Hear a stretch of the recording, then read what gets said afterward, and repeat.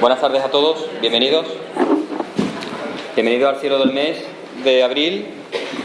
Bueno, podemos comprobar que por fin las temperaturas, aunque la semana que viene parece que otra vez vuelve la lluvia, en abril aguas mil, pero bueno, ya viene el buen tiempo, ya se está anunciando. Entonces, bueno, vamos a dar comienzo al cielo del mes, como hemos comentado. Vamos a dar un breve repaso a las constelaciones y a los objetos que en ellas están contenidos, que nos pueden ser más interesantes. Las tres constelaciones que vamos a ver, quitando Leo, son constelaciones más bien parcas en objetos de cielo profundo, son objetos de una magnitud muy baja, solo visible a través del telescopio, pero bueno, contienen algunos objetos que merece la pena visitar, sobre todo porque esta primavera, todos los años evidentemente ocurre lo mismo, se abre una ventana hacia afuera del plano de la galaxia y vamos a contemplar, pues, principalmente grupos de galaxias que están situadas a bastante distancia de nuestro grupo local. En concreto, ahora mismo la Reina, mientras toda la constelación de Orión vaya poniéndose por el oeste paulatinamente hasta prácticamente desaparecer ya dentro de un mes, el rey, nunca mejor dicho, de nuestro cielo ahora mismo primaveral será la constelación de Leo, que es una de las constelaciones más grandes, que más espacio ocupan. Es fácilmente reconocible porque, bueno, es de las pocas constelaciones que podemos imaginarnos que aquí hay un león, ¿verdad? Aquí tiene la cabeza y este el cuerpo.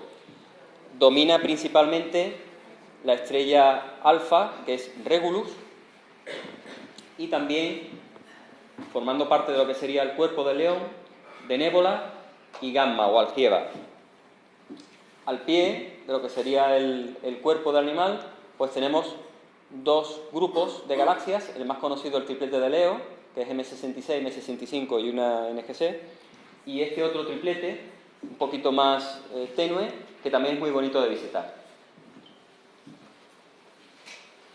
Bien, esto es una fotografía tomada con cámara del triplete de Leo, donde vemos NGC 3628, que la estamos viendo prácticamente desde un plano horizontal. Vemos la espiral de polvo que forma el brazo espiral de la galaxia y aquí estaría el núcleo. Esta imagen es en blanco y negro. Si fuera en color es muy bonita porque se ven los brazos azulados, el típico brazo de color azulado de estrellas jóvenes, y el núcleo más anaranjado, que son las estrellas más viejas. Tenemos a M65, que está casi también de canto, y la M66, que nos muestra también parte de la estructura espiral. Es muy bonito. Para verlo de forma nítida, evidentemente hay que irse a cielos oscuros, pero son fácilmente localizables. Después tenemos Algieba, que es una doble muy bonita de observar a través del telescopio. Es fácilmente desdoblable. Son dos estrellas. Algieba, si se ve a ojo desnudo, tiene un ligero color amarillento, anaranjado. Si lo observamos a través de un telescopio, pues, y ya digo, no de muchos aumentos, la desdoblamos en una estrella más brillante, más amarillenta, y una secundaria más pálida, situada muy cerquita, formando dos puntitos color oro, preciosos.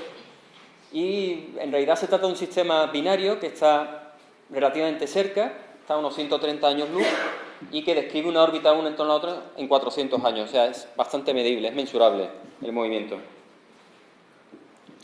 Régulo, Alfa de Leo, tiene una sorpresa cuando lo fotografiamos, y es que muy pegadito, muy cerquita, se encuentra esta manchita de luz que se trata de una galaxia satélite de la Vía Láctea, está situada aproximadamente a unos 800.000 años luz.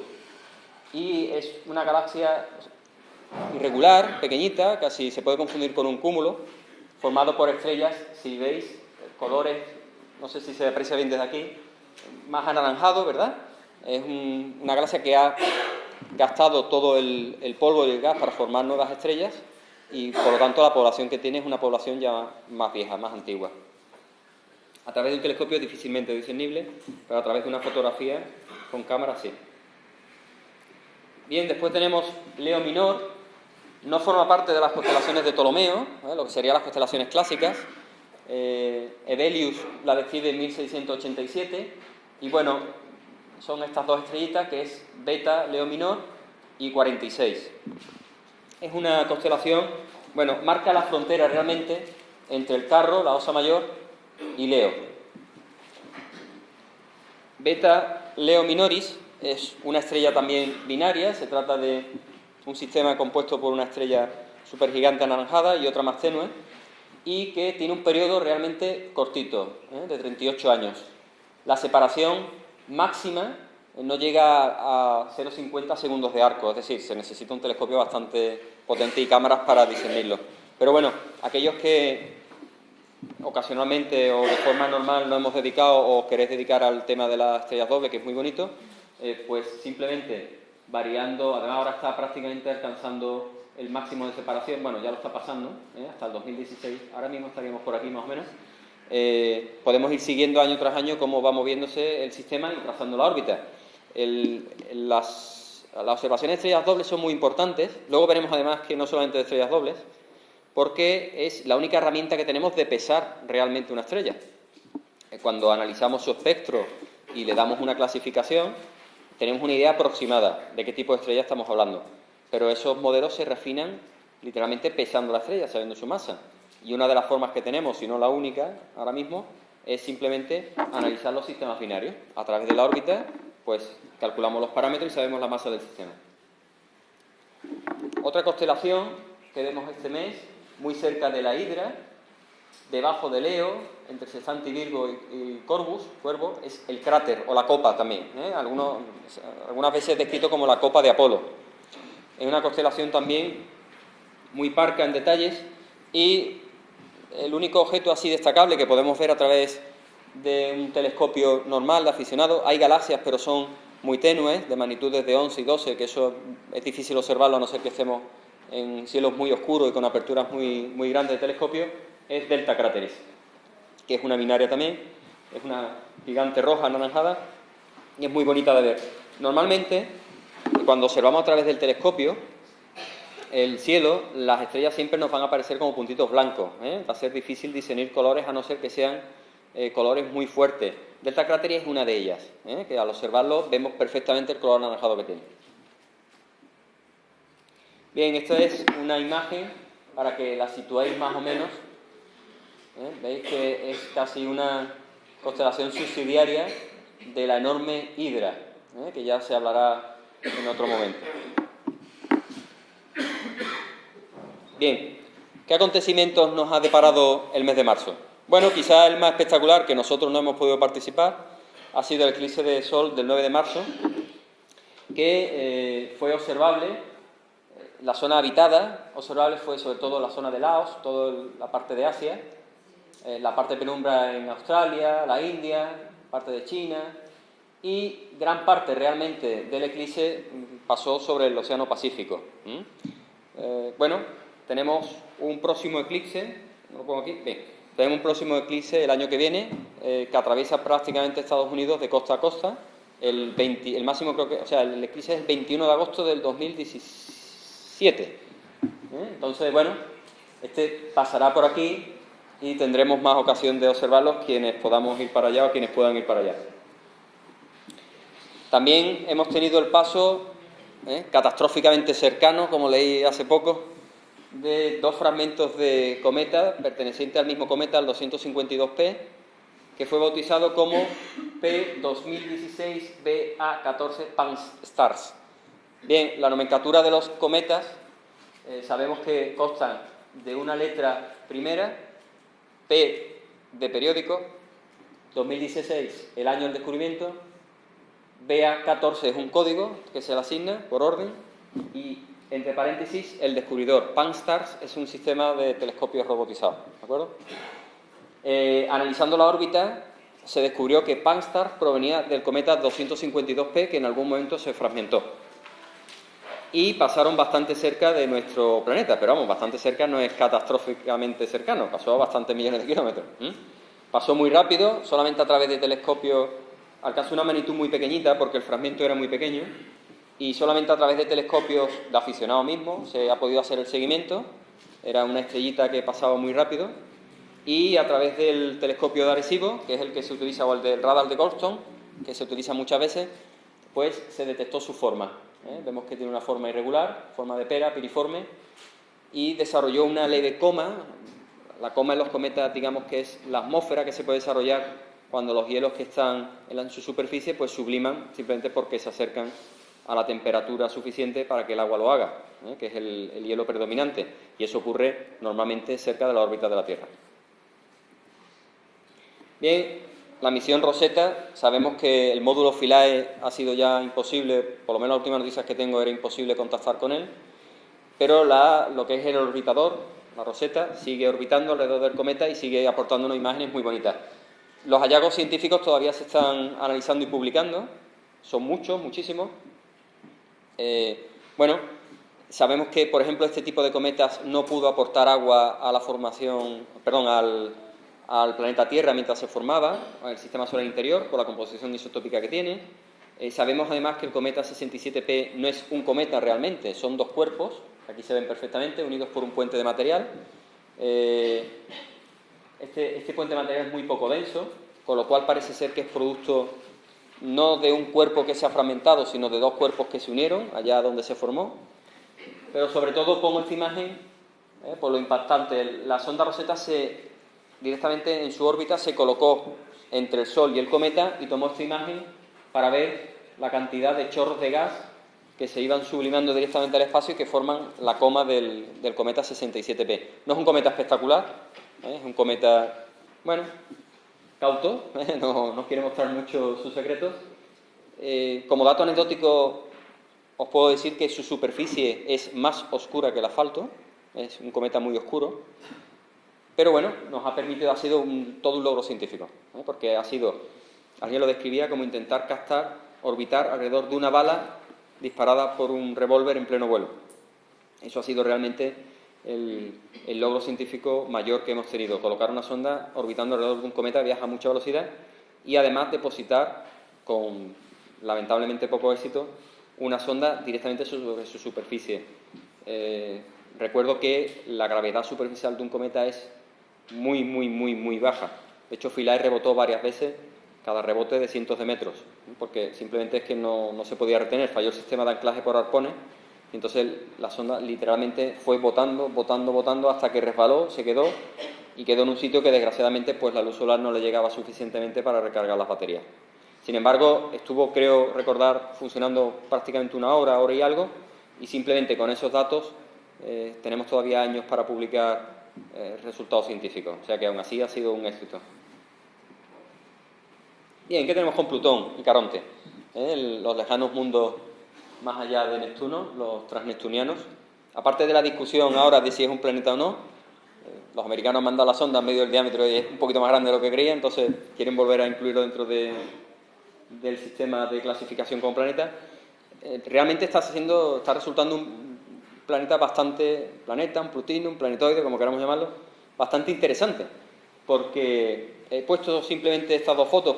De Plutón simplemente podría haber hecho una charla completa con todos los resultados que se están obteniendo, porque, por lógica, al estar situado tan lejano en el sistema solar exterior, pues lo imaginable es que fuera un planeta pues anodino, congelado, ¿no? Hace bastante frío. De hecho, la superficie de Plutón, por las mediciones anteriores que había, era un planeta bastante frío. Sin embargo, la sonda, la New Horizon, que pasó por allí, pasó realmente como una bala. O sea, tuvo que tomar cientos de fotografías muy rápido y ahora se están analizando. Nos ha mostrado un mundo muy dinámico, mucho más dinámico de lo que creíamos, incluso de lo que esperábamos. Y una de las fotos que más me ha impactado, que recientemente se ha publicado, es un lago de nitrógeno congelado. Bueno, a simple vista, ¿verdad? Claro, un lago congelado no va a estar líquido a esa temperatura. Pero es un dato relevante. Primero porque el lago se ve, lo cual significa que es moderno. No hay cráteres en el lago, ¿de acuerdo? No ha habido bombardeos meteóricos. Se calcula que el lago, como mucho, y hay mucha discusión todavía, tendría 10 millones de años. Eso, hablando en términos geológicos, es ayer. Y estamos hablando en un planeta donde teóricamente no debería de haber actividad geológica. Aparte, la composición del lago no tiene nada que ver con alrededor. Si lo vemos, es como si de alguna manera hubiera aflorado líquido interior y al aflorar se hubiera congelado. El terreno alrededor es caótico. Con lo cual significa que debajo de la corteza que nosotros estamos viendo del planeta tiene que haber existido un magma de hielos exóticos que, por algún motivo que todavía desconocemos, se ha calentado y ha aflorado a la superficie, formando un lago que posteriormente se ha congelado. Ya hemos encontrado también en Plutón, y vuelvo a insistir, la nave no orbitó, la nave pasó de largo, o sea, tenemos imágenes solamente de un hemisferio del planeta. Se han encontrado volcanes, criovolcanes, que es como se llaman técnicamente. Las lavas no son rocas fundidas, son hielo, en este caso de amoníaco. Y terreno muy torturado, por un lado, y terreno muy nuevo, lo que se llama el corazón de Plutón. En algunas imágenes, si lo buscáis, lo podéis encontrar, que es muy nuevo, no relativamente nuevo, muy nuevo. En Plutón conviven terrenos de 3.500, 4.000 millones de años de antigüedad con terrenos de 10 millones de años de antigüedad. La verdad es que es un puzzle geológico el planeta. Y su luna Caronte. Caronte, como vemos, tiene aquí una mancha más oscura que se está tratando todavía de entender qué lo causa. Si vemos también alrededor de lo que sería el ecuador de la luna, parece como si alguien la hubiera girado, lo hubiera agrietado, y el terreno está bastante agrietado con fisuras. Esto lo que significa es que Caronte en el pasado era más caliente y en su proceso de enfriamiento, al contraerse, ha contraído su superficie provocando estas fallas. El terreno es mucho más torturado por esto. Son arrugas, se ha contraído al congelarse, al terminar de congelarse. Sí es verdad que sabemos que Caronte, su superficie es mucho más antigua que la de Plutón, también es más pequeño.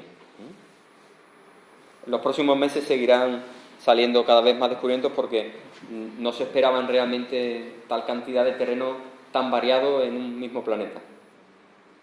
Bien, en anterior cielo del mes hablamos también de Ceres, del cinturón de asteroides, el planetoide más grande del cinturón de asteroides.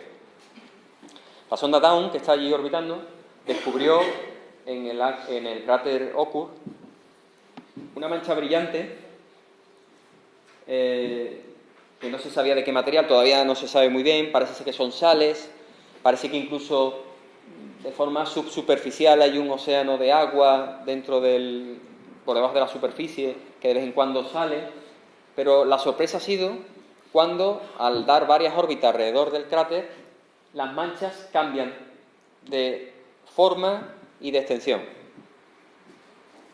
Ya prácticamente los científicos tienen un quebradero de cabeza nuevo porque no saben si es debido a que se producen una especie como de fumarolas que están eyectando material y este material se congela y vuelve a sublimarse, o no saben si es vapor de agua, si son sales que se evaporan, no tienen ni idea, vaya. Y la sonda, de hecho, se ha programado para que vuelva a pasar otra vez por allí y vuelva a hacer mediciones. Una nueva caja de sorpresas. Todo esto demuestra que muchas veces creemos que el sistema solar, y desde hacía muchísimo tiempo, se creía que estaba formado por cuerpos muy poco dinámicos, comparados con la Tierra. Sin embargo, estamos viendo que cada mundo, prácticamente cada asteroide en sí es un mundo con una historia completamente diferente.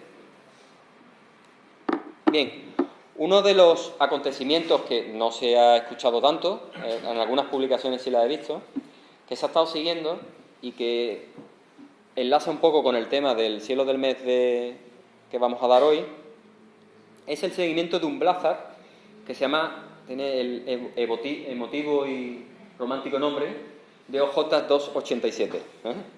Bien, ¿qué es un blázar? Un blázar es un cuásar, y la siguiente pregunta es, ¿qué es un cuásar? Pues un cuásar es una galaxia que está bastante lejana, en cuyo centro hay un agujero negro supermasivo. Alrededor de ese agujero negro supermasivo hay un disco de acreción de gas que, cuando llega a las proximidades del horizonte de sucesos, ¿vale? Este no es el agujero negro, técnicamente es el horizonte de sucesos, es donde desaparece todo, donde la luz ni siquiera puede escapar, a través de unos efectos que tiene el agujero negro, entre ellos produce un campo magnético muy potente. Ese gas es calentado a una temperatura enorme y eyectado hacia arriba, a velocidades casi lumínicas. ¿Qué ocurre? Con OJ287 tenemos la ventaja de que el disco está orientado de frente hacia nosotros. Es decir, no está perpendicular, no está ladeado, está justo de frente. De hecho, hubo una campaña para ver cuál era la galaxia que albergaba ese cuásar. Es una galaxia relativamente cercana, es un cuásar relativamente cercano, está a 3.500 millones de años luz, que eso es relativamente cercano. Para que os hagáis una idea, la luz que estamos viendo ahora, o sea, todo lo que estamos viendo ahora sucedió hace 3.500 millones de años, cuando la Tierra estaba recién formada, cuando prácticamente se supone que empezó la vida a surgir en el planeta Tierra. ¿Por qué es tan importante OJ 287? Porque OJ 287 lo forman en realidad dos agujeros negros. Un agujero negro muy masivo y otro agujero negro no menos masivo, pero menor que el primario, que lo orbita y que atraviesa el disco de acreción cada X tiempo. ¿Y por qué es tan importante su seguimiento? Pues si recordamos lo que he comentado, que por qué medimos las estrellas dobles, es porque así medimos la masa. Y una vez que tenemos los efectos de masa, podemos comprobar ciertas teorías de la relatividad general, que de hecho se cumplen aquí, que es técnicamente, por si os suena o lo leéis, es la precesión de la órbita del agujero negro por efecto relativista, ¿vale? Lo hace el agujero negro. Sabéis que el agujero negro provoca una deformación del espacio-tiempo por la increíble masa que tiene. Entonces hay una serie de efectos que se dan de cara al observador externo que son mensurables. Y OJ 287 era uno de ellos, de esos objetos que tenían prioridad absoluta de medición a nivel de varios observatorios de todo el mundo, y yo he tenido el honor de participar en el estudio. Entonces, el equipo de Finlandia, que es el que descubre OJ 287, no lo descubre, lo caracteriza realmente, predice que se producirán aumentos de brillo cuando el agujero negro secundario, ahora lo veréis en otra diapositiva mejor para que lo situéis, atraviese el disco de acreción del primario. Lo que produce es un destello. El agujero negro entra directamente y la increíble masa y las increíbles energías que se están encontrando ahí producen que el gas brille. Y brille muchísimo, además hay una ventaja, normalmente los cuásares van a brillar mucho en longitudes de ondas de radio y en rayos X. En visible no tanto, no tienen por qué. Sin embargo, J287 sí emite mucho flujo de energía en el rango visible, es decir, es observable por telescopios normales, ópticos. Y predijeron que aproximadamente el dato era si la órbita estaba bien descrita, a finales de 2015, entre septiembre y diciembre de 2015, se produciría el destello. Se lanzó una alerta a nivel de todos los observatorios y efectivamente se produjo. Estaba bien caracterizado. Bien, para que os hagáis una idea, la masa, ya está caracterizado, la masa del agujero negro primario central de la galaxia tiene una masa de 18.000 millones, billions en inglés, sabéis que es 1.000 millones, 18.000 millones de la masa solar. Y la masa del agujero secundario es de 150 millones la masa del Sol. La última estimación creo que daba la masa del agujero negro del centro de la galaxia, nuestra era de 250 millones de soles. Aquí estamos hablando de 18.000 millones de soles. Es enormemente masivo. ¿Qué ocurre? La órbita que describe, imaginemos que estamos por aquí, cuando entra en el disco primario, produce un destello que es mensurable. Sigue por aquí debajo y vuelve a salir y vuelve a producir otro destello en determinado periodo de tiempo. Por eso era tan importante que se midiera, para saber cuál era el pico. De hecho, los observadores que estábamos midiendo, en la misma noche había picos increíbles de brillo. O sea, subía y bajaba muchísimo. Y era simplemente por la radiación que emitía el jet del cuásar y los dos destellos que producía, en este caso estaríamos hablando de este destello, que producía el agujero negro secundario al entrar. Bien, ¿qué ocurre? El agujero negro, como entran en juego, aparte de física relativista, que es muy compleja ahora para aquí explicarlo, pero como entran en juego fuerzas descomunales, hace que la órbita precesione, es decir, vaya cambiando, vaya girando, y aparte el agujero negro cada vez se va acercando más. Sabemos que aproximadamente dentro de unos 10.000 años los dos agujeros negros se fusionarán y ese acontecimiento será tan liberador de energía que producirá una cosa que se detectó y que se dio muchísimo bombo porque ha sido un descubrimiento fenomenal, que son las ondas gravitatorias, que lo detectaron en LIGO.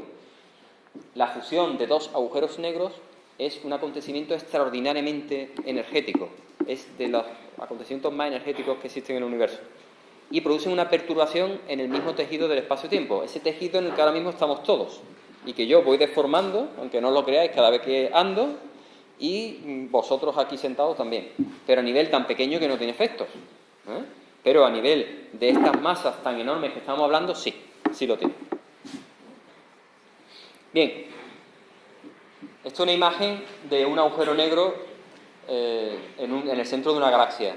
Esto es lo que veríamos desde muy lejos, a través de... Esto es el observatorio Chandra de rayos X. ¿Por qué rayos X? Porque las energías que están en juego aquí son tan altas que prácticamente toda esa energía va a ser radiada en la parte más alta del espectro electromagnético. Estamos hablando de rayos X y rayos gamma. De hecho, cuando dos agujeros negros se fusionan, hay un destello de rayos gamma, lo que se llaman los GRB, ¿vale? Pero eso entra dentro de otro campo. Si tuviéramos ojos de rayos X, pues veríamos esto. Veríamos el agujero negro central y dos jets de materia expulsándose al 36% de la velocidad de la luz, o sea, increíblemente enorme de velocidad, chocando contra el gas que está alrededor de él y excitándolo y calentando, incluso saliendo de la galaxia. No es cuestión baladí. Que un agujero negro sea más o menos masivo dentro de una galaxia significa que puede estar limpiando la galaxia más o menos de gas. Y el gas y el polvo es la materia de la que se forman las estrellas. Sabemos que cuando una galaxia tiene un agujero negro supermasivo, el caso por ejemplo de M87, que es el caso paradigmático, esa galaxia al final va perdiendo el gas con el que forman las estrellas y al final queda una galaxia elíptica, supergigante, rodeada de estrellas ancianas. No hay nuevos brotes de formación de estrellas, a no ser que esa galaxia vuelva a fusionarse con otra. Por lo tanto, un dato que sabemos es que no todas las galaxias son susceptibles de albergar estrellas jóvenes que alberguen sistemas planetarios nuevos. Depende del tamaño del agujero negro que lo tenga. Bien, otro descubrimiento que tenemos del telescopio ALMA es una red de 60 radiotelescopios en el altiplano, que tiene una precisión que no se había alcanzado nunca. Es el disco de acreción planetaria en TW Hydrae. ¿Qué estamos viendo? Pues otro raro caso de ver un disco de formación de planetas de frente. Cada surco en el disco que estamos viendo hay un planeta que está barriéndolo, está literalmente limpiándolo de residuos y acretando y creciendo. Bueno, ya hemos visto varios, ya no es una noticia tan importante, ya sabemos que hay muchísimos discos de acreción, sabemos que la teoría por la cual los sistemas solares se forman es correcta, la que teníamos, la estamos cada vez afinando más. Sin embargo, esta foto, lo importante que tiene es esta parte de aquí dentro. ¿Por qué? Porque aquí hay otro planeta que está barriendo todo el disco de polvo alrededor, justo a la distancia en la cual es la zona habitable. Es decir, ahí tendríamos una exotierra. No tiene por qué formar una tierra como la nuestra, pero sabemos que a la distancia en la cual la Tierra orbita al Sol, es decir, la zona que se llama comúnmente Ricitos de Oro, la zona habitable, en este sistema se está formando un planeta. Dentro de muy poco, relativamente hablando, entre 10 y 25 millones de años, el disco estará completamente limpio y lo único que orbitarán son planetas. Y aquí habrá posiblemente una supertierra o otra Tierra. Ya somos capaces de detectar esto. Esto es un hito, porque hasta hace poco la sensibilidad no llegaba a tan cerca de la estrella primordial. Nos quedábamos en el sistema más exterior. Bien, para el mes que viene tenemos un tránsito, el tránsito de Mercurio. Será perfectamente visible desde la península y desde Sevilla. Esto es hora tiempo universal. Sabemos que vamos un poquito desfasados con el horario universal, unas 2 horitas nada más, de nada. Entonces hay que sumarle 2 horas a esta hora de aquí, ¿vale? Empezaría el tránsito a la 1 de la tarde aproximadamente y terminaría cerca de las 9 de la noche. Y va a cruzar el Sol, ¿vale?, desde esta dirección hasta esta, de este a oeste. Bien, no vamos a ver Mercurio a este tamaño. Mercurio es muy pequeñito. No es como Venus, que muchas veces se puede ver directamente a través de cualquier objeto que nos blinde un poco a la luz solar, unas gafas. Yo siempre recomiendo una gafa de soldador o una radiografía. Mercurio es muy pequeñito y va a tener que ser a través de telescopios especialmente preparados para ello. Y si tuviéramos el disco solar aquí, el tamaño de Mercurio, yo creo que desde atrás ni se ve, ¿no? A tamaño real sería este puntito de aquí. Donde tengo yo el puntito rojo, pues prácticamente el puntito rojo es del mismo tamaño que la sombra de Mercurio, que va a proyectar. Es muy pequeñito. Bien, antes de entrar en el principal tema, siempre me gusta hablar de algún concepto físico desde otro punto de vista, pero que no solamente en la física, en la vida ordinaria y en la historia del universo tiene mucha importancia, que es el desorden, ¿vale? Falta un nombre ahí, ya lo sé, pero bueno, el desorden es un desorden ordenado, sabemos perfectamente dónde está cada revista. Bien, cuando estudiábamos nos decían que todo en el universo tiende al máximo desorden. ¿Por qué? Porque es lo más cómodo. Pero realmente es así. O sea, un sistema ordenado necesita energía para mantenerse ordenado. Un sistema desordenado no necesita ninguna energía. Y eso lo sabemos todos muy bien. Bien, el concepto en sí es muy, digamos, abstracto, ¿no? ¿Qué determina que necesite energía para ordenar o necesite menos energía para ordenar? ¿Vale? Yo me lo creo, la ley de la entropía lo dice así, es uno de los principios básicos de la física. Pero recientemente ha habido otras explicaciones que realmente se acercan más a la estructura del universo que nos ha tocado vivir. Bien, ¿qué es más probable? Realmente deberíamos de hablar. ¿Qué es más probable? Que si yo estoy en pleno desierto, ¿se monte un castillo de arena? ¿O simplemente la arena esté expuesta? Pues lo más probable es que la arena esté, pues como vamos a la playa o un desierto, esté a merced del viento, ¿verdad? ¿Qué tengo yo que hacer para construir un castillo de arena? Pues aportar energía. Yo tengo que hacer el castillo de arena. Bien, el concepto de entropía es eso. Todo va a tender directamente a cada vez su estado más probable. ¿Qué es más probable?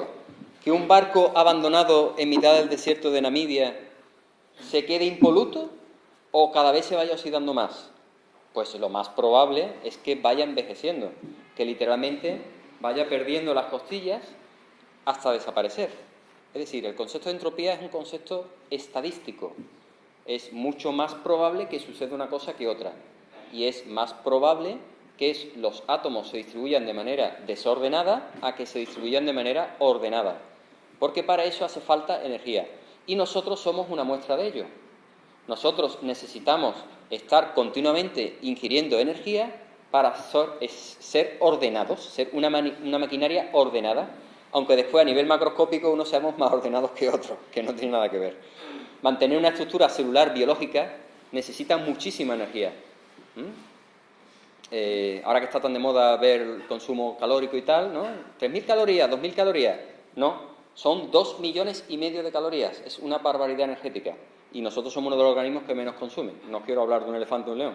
Es decir, muchísima energía para mantener un sistema vivo. Y la vida está continuamente luchando contra la entropía. Está continuamente luchando contra la entropía.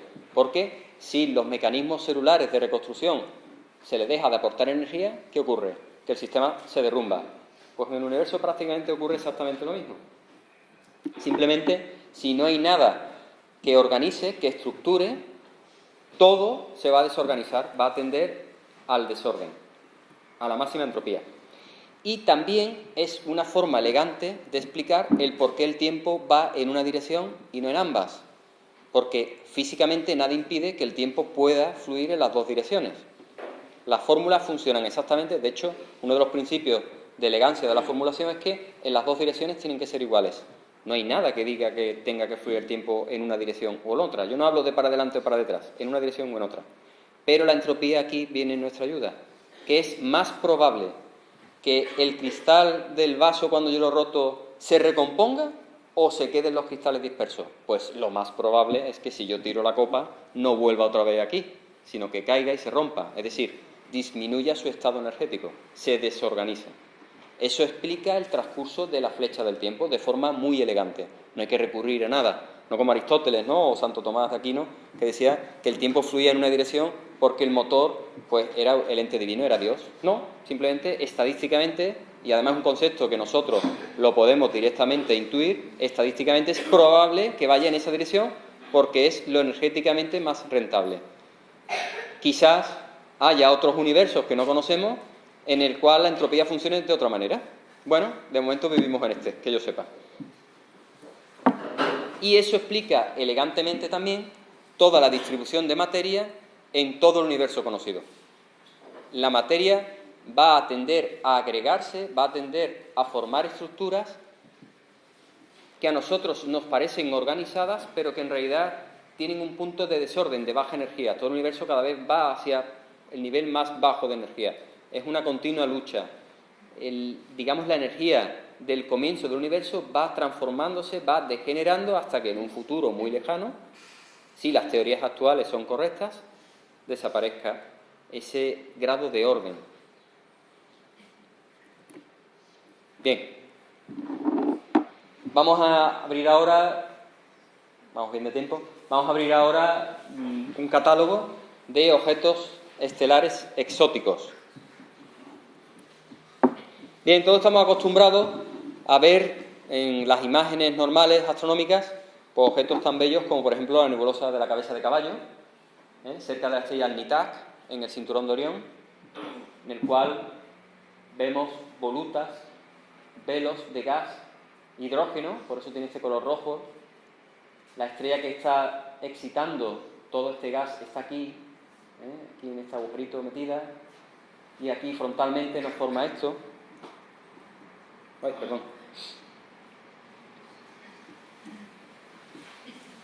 Una imagen más cercana, preciosa, de la nebulosa cabeza de caballo, donde las estrellas que se están formando están evaporando el gas, con columnas. Por ejemplo, la nebulosa de la Roseta, que aquí tenemos un compañero que ha hecho una magnífica imagen que ha aparecido en nuestras listas de correo. Lo felicito a Ramón Manzano, lo felicito aquí públicamente.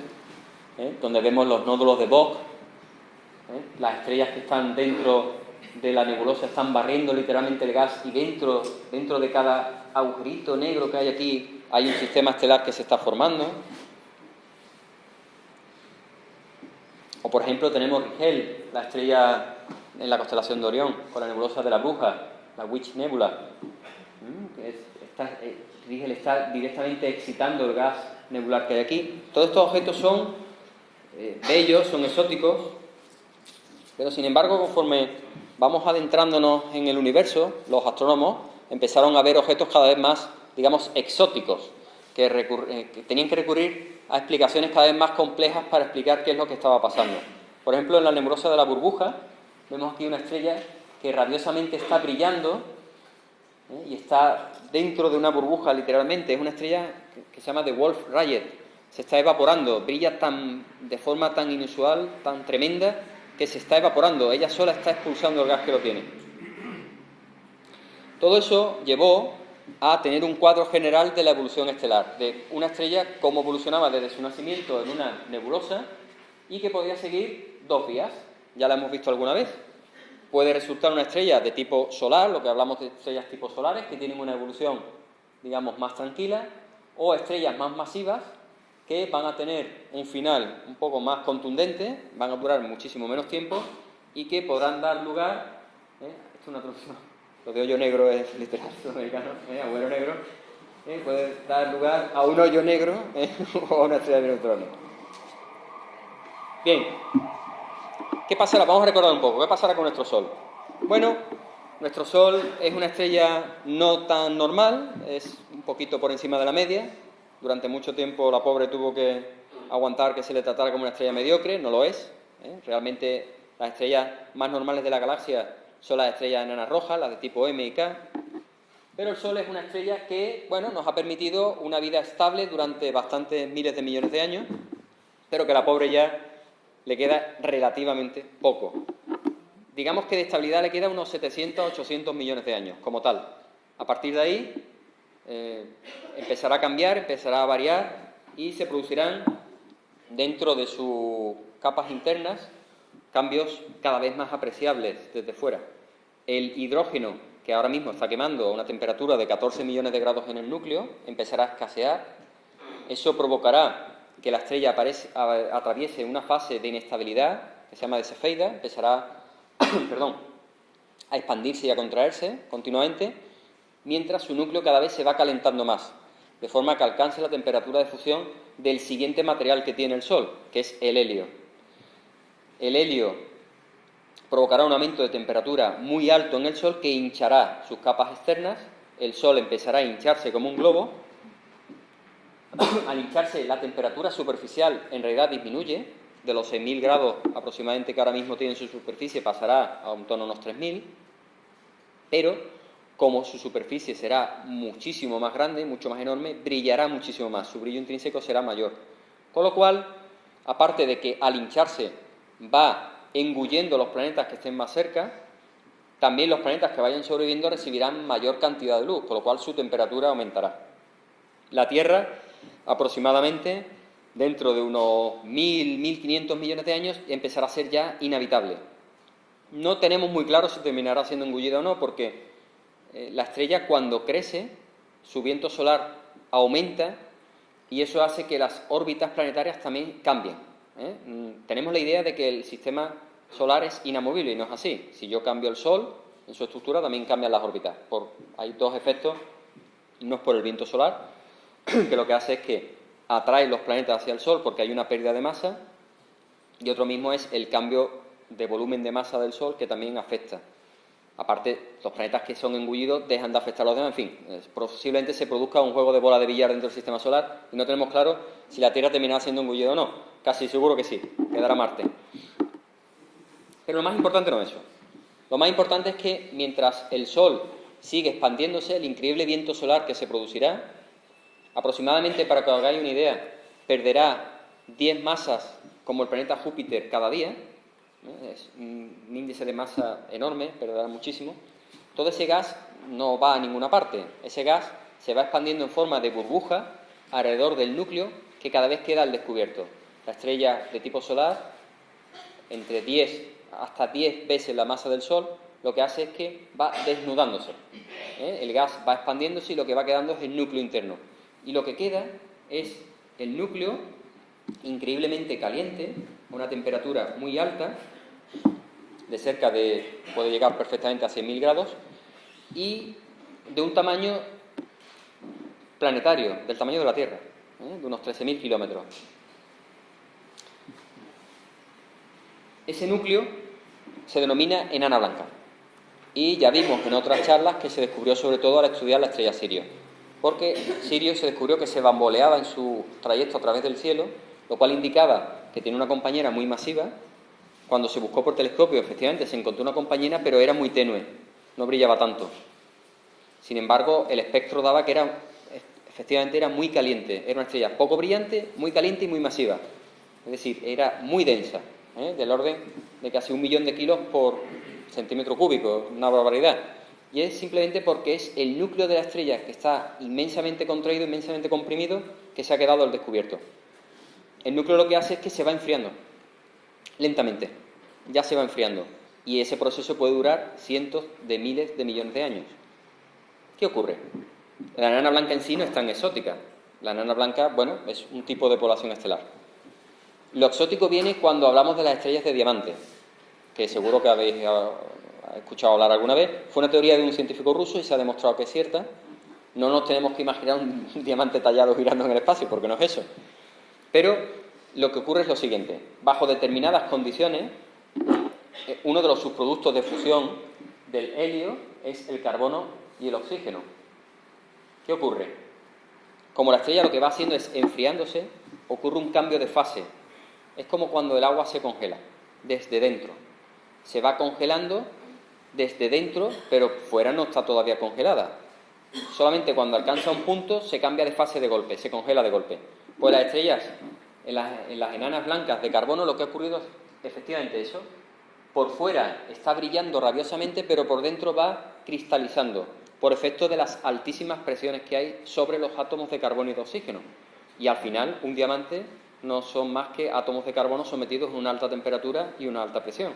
condiciones que se dan exactamente en las enanas blancas, de determinada masa. ¿Y se convierte en un diamante de golpe? No.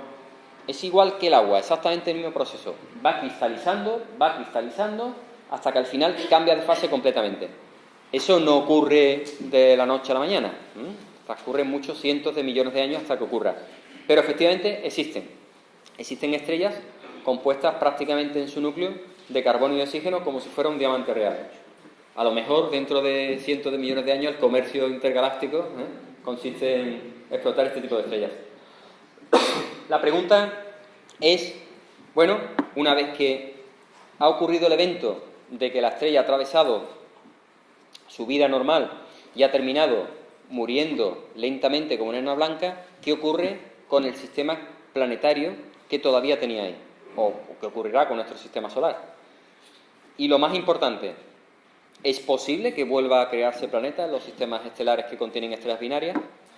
Como cada vez estamos descubriendo más exoplanetas, era una pregunta bastante importante, porque una estrella, una enana blanca, es una fuente de energía muy estable y de muy larga duración. Otra cosa es la radiación. Las enanas blancas que están dentro de nebulosas planetarias emiten una altísima radiación en el espectro ultravioleta y por eso la nebulosa planetaria brilla, porque los átomos de oxígeno principalmente y de hidrógeno se excitan y brillan, como si fueran fluorescentes, para que nos entendamos. Pero fuera de esto, la pregunta es si la estrella, cuando termina de engullir a los planetas que están más próximos, después, posteriormente, es posible que existan otros sistemas planetarios o los sistemas planetarios que quedaran, pues todavía estuvieran presentes. Y sí, efectivamente, hace apenas 5 años se descubrió cómo realmente un planeta estaba siendo evaporado por la altísima energía que emitía la enana blanca de su sistema y trozos de asteroides, posiblemente producidos por la desintegración de ese planeta, impactaban contra la superficie de la enana blanca. Entonces, sí, realmente el sistema planetario sobrevive después de un evento de enana blanca que da lugar a la nebulosa planetaria. Es decir, la gigante roja, una vez que ya expulsa sus capas externas y queda como ese remanente, ese núcleo tan caliente, sí queda un sistema planetario posterior, sobrevive. Bien, ese es el final de una estrella de entre, como máximo, 10 masas solares, entre 9 y 10 masas solares, como máximo, digo, de la masa del Sol. A un final relativamente tranquilo. Pero ¿qué ocurre con las estrellas más masivas? Las estrellas más masivas, pues, viven muy rápido. Son estrellas con una gran ansia de vivir y viven muy rápido. Queman su combustible muy rápido. Porque de otra no pueden hacerlo de otra manera. La masa es tan enorme que las temperaturas que se alcanzan entre el núcleo son también enormes. Por lo tanto, los núcleos de los diferentes subproductos de la fusión del hidrógeno se siguen quemando. Esas altísimas temperaturas generan vientos estelares muy potentes, por ejemplo en la estrella Betelgeuse, que prácticamente envían al espacio, pueden llegar a enviar varias masas solares fuera, mientras el núcleo va colapsando. Explicar cómo se produce el mecanismo de colapso de una estrella pues llevaría a otra charla, pero de forma muy rápida os recuerdo que mientras el hidrógeno ya en la capa más externa, conforme se va quemando, todo el hidrógeno se van depositando los materiales más pesados en el núcleo y se van fusionando a temperaturas cada vez mayores. El hidrógeno genera helio en la fusión, el helio, oxígeno y carbono, la fusión de oxígeno y carbono, oxígeno, neón y magnesio, luego silicio y azufre, y lo último, el hierro. Y sabemos que la fusión del hierro no produce energía, la consume. Y en ese momento es como si yo apagara el interruptor de esta sala. Toda la energía que está manteniendo el peso de la estrella, el colapso, se apaga de golpe. Y en una fracción de segundo colapsa. El colapso es tan bestial y se produce una gran cantidad de una partícula subatómica, se llama neutrino, que normalmente el neutrino atraviesa la materia sin apenas tocarla. Haría falta para detectar un neutrino prácticamente un muro de plomo de aquí a la Luna. Tenemos detectores de neutrinos más refinados que eso, pero para que veáis que interacciona muy poco. Sin embargo, la cantidad de materia que colapsa en una estrella supermasiva y la densidad que se alcanza es tan alta que ese chorro de neutrinos lo capta la materia que cae y de pronto se calienta a tan alta temperatura que explota y genera la explosión de supernova. Bien, en esa explosión de supernova, el núcleo remanente como recibe de golpe el peso de las capas, los átomos, que sabemos que están constituidos por un núcleo de protones y neutrones y electrones girando, llega un momento que no puede tener colapso. Una enana blanca se mantiene porque los electrones llega un momento en que no pueden pegarse más. El principio de exclusión de Pauli hace que los electrones directamente hay una repulsión tan grande que la materia no puede colapsar más, se queda ahí. Y eso lo da la masa. Pero cuando la masa alcanza cierto nivel crítico, los neutrones ya no pueden parar ese colapso.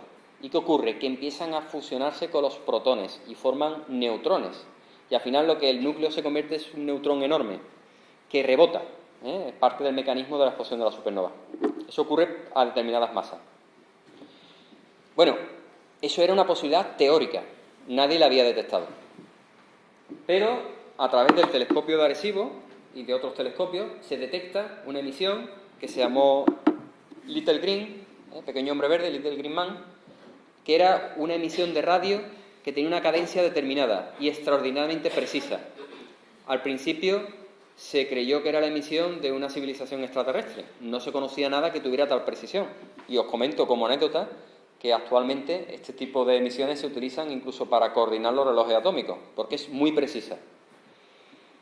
Cuando se trianguló la posición de esta fuente, de esta radiofuente, se vio que estaba localizada en el centro de una nebulosa que se llamaba la M1, la nebulosa del Cangrejo, la famosa nebulosa del Cangrejo en Cáncer, la constelación de Cáncer. Y además se supo que esa nebulosa del Cangrejo coincidió con la explosión de una supernova en el año 1054, que fue registrada incluso por los indios Anasazi y los chinos. Es decir, ahí explotó una estrella. Y lo que quedó fue el núcleo remanente que se convirtió en una estrella de neutrones.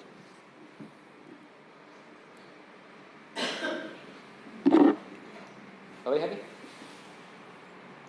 Esta es la estrella de neutrones, el púlsar del Cangrejo. Como el colapso es tan grande y tan rápido, la estrella, el núcleo de la estrella, se convierte en un objeto extraordinariamente masivo. Una cucharadita de una estrella de neutrones pesa lo mismo que el monte Everest y gira extraordinariamente rápido, muy rápido, tan rápido que los electrones que quedan todavía orbitando generan campos de energía, campos de fuerza muy grandes. Y esos electrones moviéndose son los responsables de la emisión que nosotros detectamos y que pulsa. En realidad lo que estamos detectando es un chorro de materia, un chorro de energía en los dos ejes, que no está, curiosamente no está centrado en el eje de rotación del pulsar. Normalmente suele estar ladeado y que afortunadamente estaba orientado hacia nosotros. Hay muchos que no están orientados a nosotros, no los vamos a detectar, pero los que están orientados de alguna manera hacia nosotros los vamos a detectar, porque es como un faro. Cuando ilumina el haz de luz, pues el haz de microondas, el haz de energía que nos está llegando, primero pega uno y pega otro, pega uno, pega otro, pega uno, pega otro. Y eso es lo que realmente hace la cadencia de del pulsar. Y se llamaron pulsar porque eran pulsating stars, estrellas pulsantes. La energía que se manifiesta aquí es enorme. De hecho, hay aquí en la diapositiva no sale, pero hay un vídeo hecho con las observaciones del Chandra, de la sonda de rayos X, en el cual se ve perfectamente cómo pulsa la nebulosa alrededor, con el movimiento.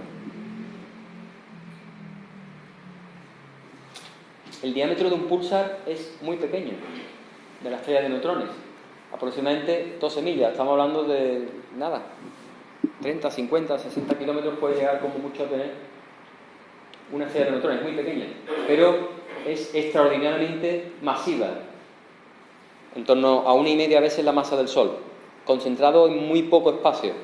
Imaginaos el Sol que lo comprimimos al tamaño de una ciudad media. Es extraordinariamente denso. Y está formado por una corteza sólida, aunque parezca mentira, una corteza sólida, y un líquido extraordinariamente pesado que fundamentalmente son neutrones. Y esto es lo que he explicado. La estrella de neutrones gira muy rápidamente y el campo magnético que se genera por ese giro y la energía tan elevada que hay genera un campo que por los polos escapa la emisión. Esta es otra imagen donde se ve perfectamente el chorro de materia que va saliendo del pulsar.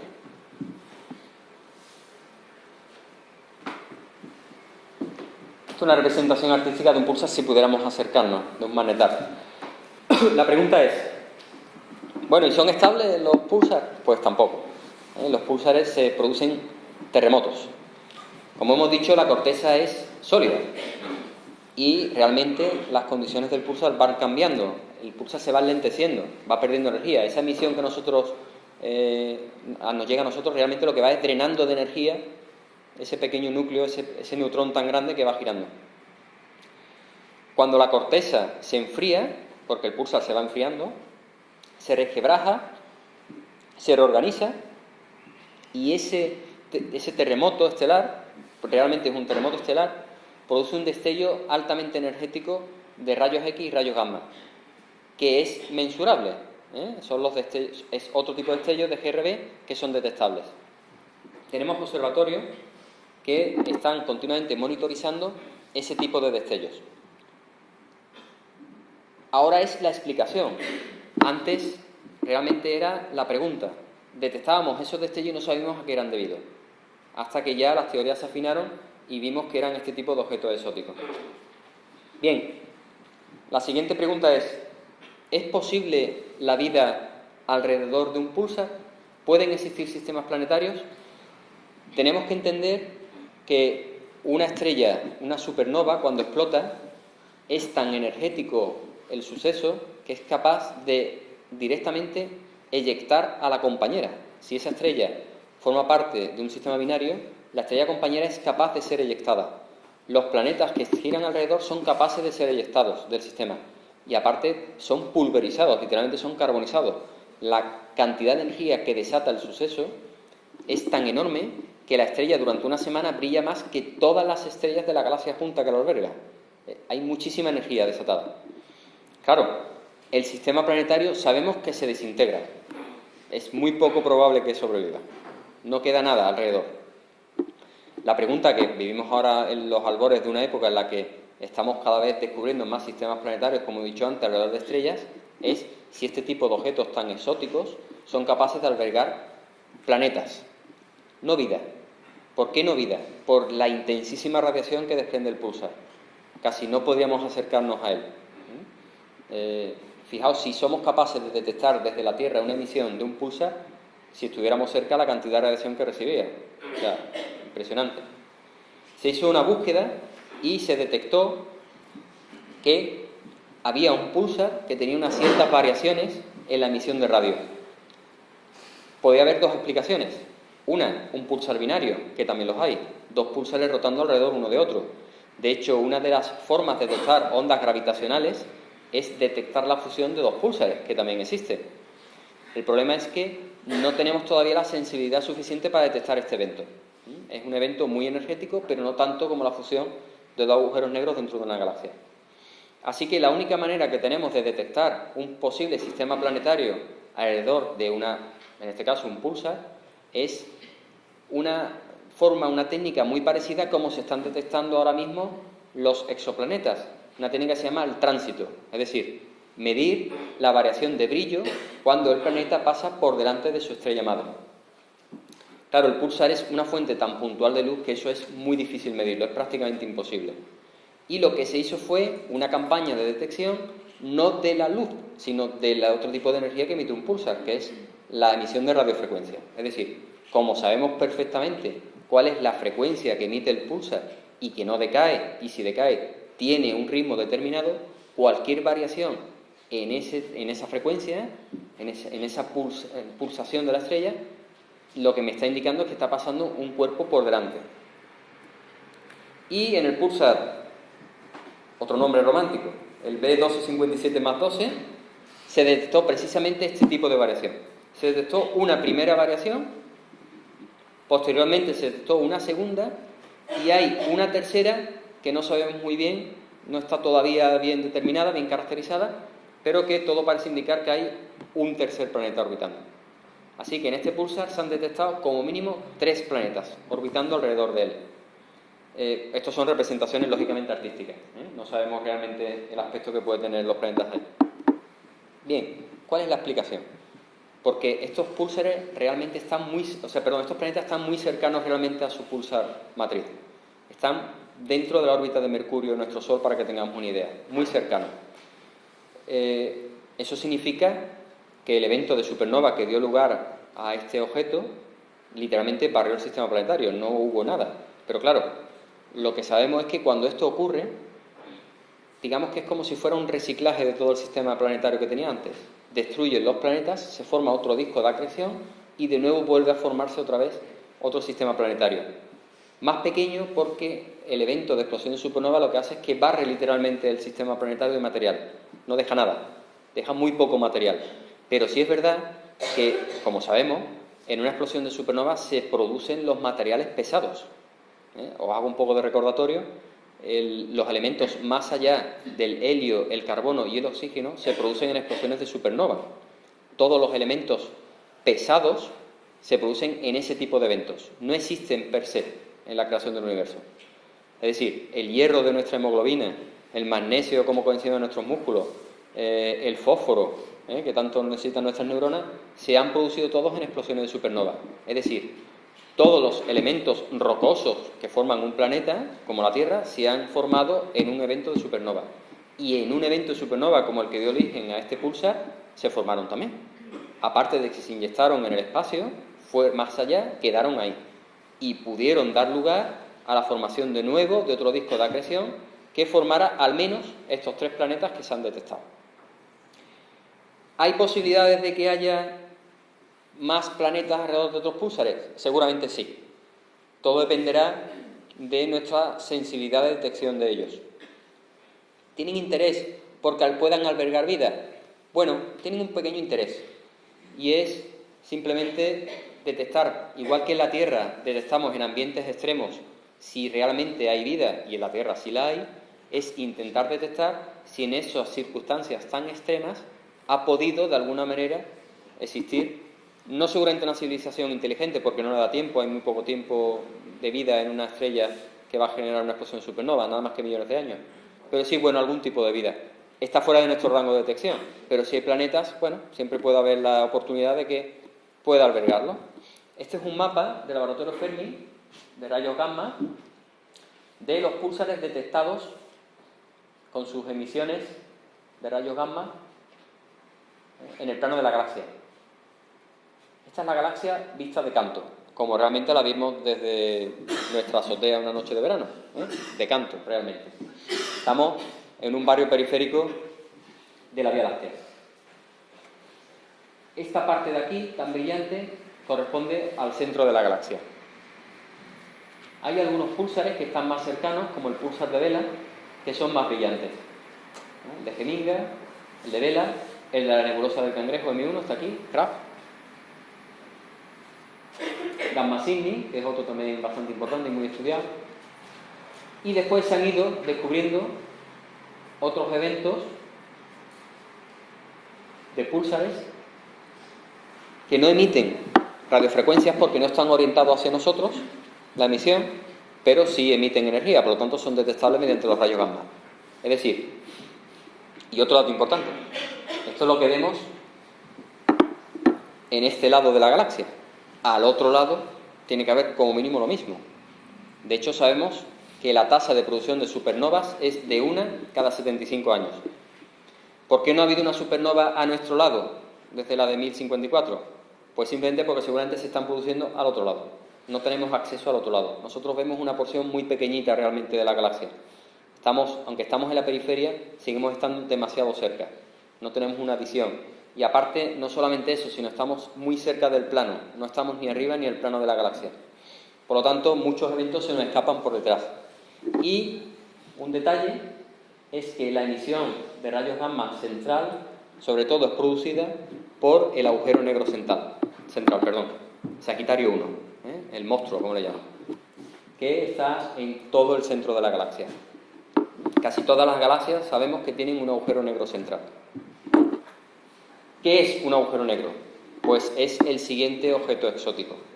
Es el producto de cuando en el colapso que se produce después de una explosión de supernova, la masa supera el límite de Chandrasekhar, que es como se llama, y los neutrones ni siquiera son capaces de parar el colapso.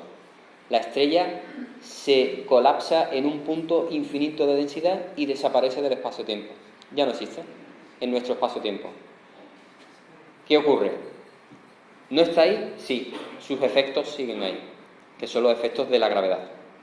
Y el horizonte de sucesos, que es aquella parte del espacio-tiempo en el cual nada puede escapar, es lo que forma ese agujero negro, ¿vale? Ese hoyo negro que veíamos antes de la presentación, ese círculo negro del que nada escapa.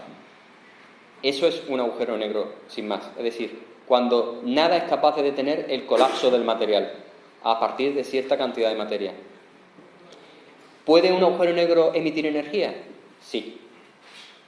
Stephen Hawking ya lo demostró en los años 70, la radiación de Hawking. Pero aparte, las fusiones de agujeros negros o incluso simplemente los discos de acreción a través de agujeros negros producen energía de rayos gamma. Siempre son sucesos muy energéticos y son detectables. Por eso, el agujero negro de la galaxia es detectable en rayos gamma. Porque el disco de acreción que está alrededor del agujero negro brilla. Está muy caliente, es un plasma muy caliente y brilla emitiendo esa radiación que somos capaces de detectar. Bien, pues sin más, hemos terminado con el cielo de Mes. Ha sido livianito, porque eran objetos un poquito más complejos, nos metíamos en física estelar. Espero que os haya gustado, estamos en todas estas direcciones y si tenéis alguna pregunta, pues me tenéis a vuestra disposición ahora mismo. ¿La materia oscura tiene alguna relación con el final de algún proceso energético que se ha descrito? Sí. Bien, la materia oscura, vamos a definirla un poco, no tenemos ni idea de lo que es, ni siquiera la energía oscura. Sabemos que existe, pero no sabemos lo que es. Sabemos que la materia oscura no interacciona con la materia ordinaria, o por lo menos solamente lo hace de forma gravitatoria y en grandes cantidades. A cortas distancias, no. Es decir, la materia oscura sí puede influir en la evolución de la galaxia. De hecho, sabemos que influye. La materia oscura se descubre porque se mide la velocidad de rotación de las estrellas en el disco de la galaxia. Por la ley de la gravitación de Newton, sabemos que contra más lejos, más lento. Sin embargo, se descubrió que no iban más lento, iban más rápido de lo que se esperaba. Por lo tanto, eso significaba que alrededor de la galaxia hay un halo de materia que atrae gravitatoriamente a esas estrellas y la hace que se mueva más rápido. Ahora, su pregunta, ¿a nivel más local tiene algo que ver? No, por lo menos que sepamos. No tiene nada que ver. Ni la materia oscura ni la energía oscura. Es decir, son energías y materias que actúan a grandes escalas. Organizan el universo a gran escala. Pero insisto, y de esto leí un artículo hace un mes, se empieza a tener idea de lo que no es, pero no se tiene ni idea de lo que es. Está. Y incluso todavía está discutida. Porque hay por ahí una teoría, que es la teoría newtoniana modificada, que podría explicar los mismos efectos sin recurrir a una materia tan exótica. Pero bueno, hay experimentos que cada vez están dando a entender que sí, que realmente existen. De hecho, hace poco han publicado la primera aniquilación de materia oscura con antimateria oscura. Bueno, una posible explicación, rayos gamma. Sí.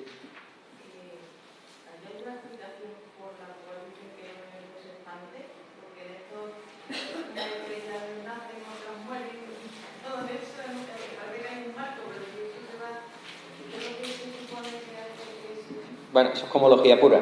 El universo que se expande es un hecho, está medido. El universo se expande. Lo que no sabemos es por qué. Pero si tiene que afectar entonces a todos los procesos que se dan, ¿no? No, afecta a nivel macro, no a nivel micro.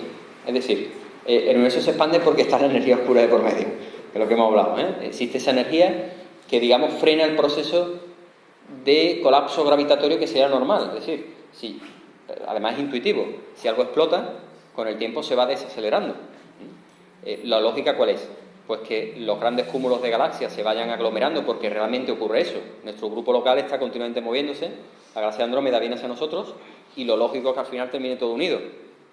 Sin embargo, nos hemos dado cuenta que no es así, o sea, está medido. El universo se expande. Sin embargo, se expande a nivel, vuelvo a insistir, macro. A nivel micro, entre comillas en astronomía micro, porque micro son muchos cientos de millones de años luz, eso no ocurre como tal, no existe eso. Y ahí es la materia oscura donde empieza a explicar. O sea, todo este tipo de energías empiezan a entrar porque hay cosas que no cuadran, y entre ellos es lo que estamos hablando. ¿Hay un mecanismo que lo describa? Lo intenta describir, pero hay muchas lagunas todavía. Ahora, ¿el universo se expande? Sí, se expande. Eso es un hecho ya. Durante 20 años se discutió si se expandía, si no, se expande. Y se expande de una manera constante. ¿Qué es lo que lo impulsa? La energía oscura. Si ahora mismo tuviéramos aquí un físico y le preguntáramos qué es la energía oscura, haría el mismo gesto que yo. Haría una materia que se llama WIMP, W-I-M-P, que no sabemos si son variones de no sé qué. O sea, que no tengo ni idea de lo que es. Vaya, literalmente, no se tiene ni idea. Pero la energía oscura sí explicaría el por qué el universo sigue expandiéndose. Y de momento, que sepamos, se seguirá expandiendo indefinidamente. Es decir, el cuadro de evolución cosmológica del universo cambia totalmente. ¿Eso influye en los procesos locales? No. O sea, no es que el espacio-tiempo se desgarre, ¿no? No vamos a expandirnos nosotros. De hecho, si nos expandiéramos tampoco lo íbamos a notar. Es un efecto de la relatividad. La contracción o expansión del espacio-tiempo yo no la noto, depende del observador. O sea, tampoco sería un efecto local. No sé si eso... Es un tema muy complejo, ¿eh? Aparte de las estrellas que ya existen en el universo, ¿hay otros tipos a lo mejor aún no descubiertas? Bueno, buena pregunta. En astronomía siempre se descubre una cosa nueva. Lo último son las estrellas negras. El tema está en que todavía no ha pasado suficiente tiempo de vida, aunque nos parezca que el universo es muy antiguo, en realidad el universo es relativamente moderno. El universo tiene muy poco tiempo, es relativamente joven. Conforme el universo vaya evolucionando y las estrellas vayan evolucionando, las estrellas que van quedando se irán enfriando y dará lugar a lo que se denominan estrellas negras, es decir, estrellas frías. ¿Cuándo puede ocurrir eso? Pues se estima que una enana blanca, su periodo de vida es de aproximadamente 100.000 millones de años. ¿Cuál es la vida del universo? Aproximadamente 15.000 millones de años que sepamos. ¿No? O sea, muchísimo tiempo, ni nos podemos imaginar. Al final, entre comillas, todo quedará serán o estrellas negras o agujeros negros. No habrá otra cosa. Pero eso te aseguro que ni siquiera todavía hoy se sabe si eso es así. Hay muchísimas cosas por descubrir. ¿Hay algún tipo de objeto más exótico? Sí, podemos descubrir, por ejemplo, un sistema estelar constituido de materia oscura. ¿Qué cualidad tiene la materia oscura? Que no emite luz, que no refleja luz y que no es visible a ningún tipo de longitud de onda que sepamos. Tiene efecto gravitatorio, punto pelota. Podemos tener ahora mismo una estrella de materia oscura al lado y ni nos enteramos, porque no interacciona. Lo sabríamos cuando pasara un astronauta al lado, que de pronto saldría disparado y diría, ¿yo a dónde voy? Para que veas hasta qué punto es exótico, todavía nos queda por descubrir cosas. Y de hecho hay una teoría que es bastante bonita además, que lo plantea. Es decir, bueno, podemos estar casi conviviendo como si fueran dos universos paralelos, ¿no? Uno de materia oscura y otro de materia normal, interaccionan entre ellos, pero no son visibles. Si yo estuviera en el de materia oscura, diría, hay una materia ahí que interacciona conmigo, pero no sé de qué está hecha. Está aquí, y seríamos nosotros.